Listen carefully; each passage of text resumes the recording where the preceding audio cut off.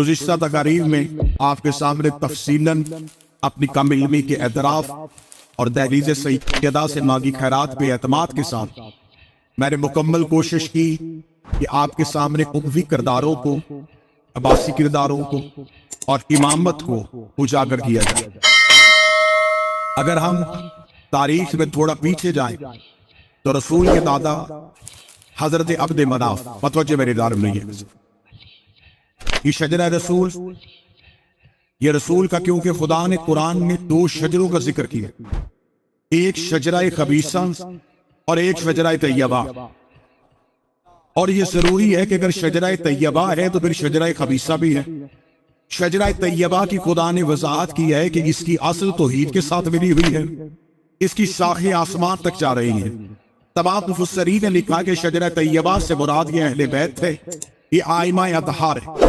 अगर शजरा तैयबा ये है तो फिर इसका मतलब है कि शजरा खबीसा भी वो होगा जो हर दौर में, हर दौर के इमाम के सामने आया होगा। ये आजा जो रसूल का मुक़द्दस तरीन शजरा है। हजरत आदम के बाद शीस, शीस के बाद अनोश, अनोश के बाद किनान, किनान के बाद महलाइल, महलाइल के बाद बाजर, बाजर के बाद अदरीस, अदरीस के बाद अखनोख, अखनोख के बाद मसलोशम, मसलोश के बाद माल, माल के बाद नूह, नूह के बाद अरफक्षद, अरफक्षद के बाद शालिक, शालिक के बाद आबिर, आबिर के बाद फालिक, फालिक के बाद अरगो, अरगो के बाद इब्राहिम, इब्राहिम के बाद इस्माइल, इस्माइल के बाद किदार, किदार के बाद बेन, बेन के बाद हामिल, हामिल के बाद यस, यस के बाद यमसई, यमसई के बाद आद, आद के बाद अदनान, अदनान के बाद महाद, महाद के बाद मदरका, मदरका के बाद खुज़ैमा, खुज़ैमा के बाद कनाना, कनाना के बाद नजर, नजर के बाद मालिक, मालिक के बाद गाब, गाब के बाद फहर, फहर के बाद नमी, नमी के बाद काब, काब के बाद कलाब, कलाब के बाद सैद, सैद के बाद कसा और कसा के बाद अब्द मनाफ। इसलिए मैंने शजरा पढ़ा जो रसूल का मुक़द्दस तरीन शजरा है, जिसकी शाखें आसमान पे है और जिसकी जड़ें जो है वो तौहीद के साथ लगी हुई है। जब रसूल का शजरा बिल्कुल तारीखी एतबार से मजलिस है कि वो शब अशूर है, आज आप बिल्कुल बेशक तहसीन न दे, लेकिन मौजू को मैं मुसलसल करना चाहूंगा। जब हजरत अब्द मनाफ पे आ गया ये शजरा पहुंचा है तो आप तारीख कहती है कि हजरत अब्द मनाफ के दो बच्चों की विलादत हुई, दो जो बच्चे बख्शे हुए। हजरत अब्द मनाफ के शादी छोड़ गया, दो बेटों की विलादत हुई।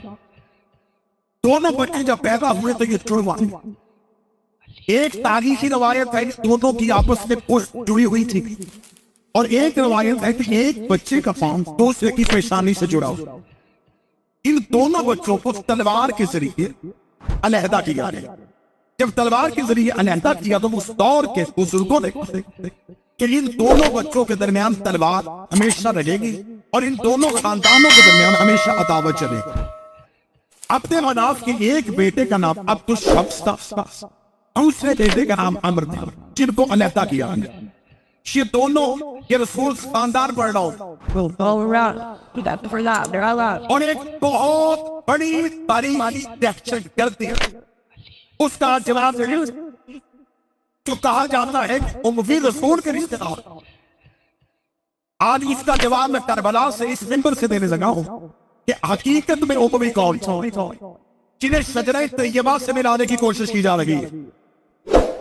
अब जब अपने मनाफ के दो बेटों अब्दुल शम्स और अमर को तलवार से जुदा किया गया तो शाम के इलाका में ये रहते थे। अबाई वतन मक्का था, लेकिन तिजारत की गर्ज से हजरत अपने मनाफ शाम आ रहे, क्योंकि मक्का में छोटे लोग रहते थे, मक्का के लोग ज्यादा अमीर नहीं, लिहाजा ये तजारत करने के लिए करीबी मज़ाफ़ाती इलाकों में जाते। लेकिन जो उमरा होते थे, जो अमीर होते थे, साहिब रशीयत होते थे, ये तजारत करने के लिए रोम जाते थे या फिर शाम जाते थे। रोम भी कदीम और शाम भी कदीम तहजीब। हजरत अपने मनाफ शाम आ चुके थे।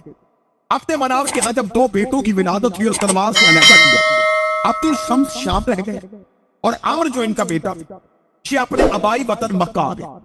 ये तजारत शाम करते थे, कारोबार शाम करते थे, रिहाइश शाम में गए।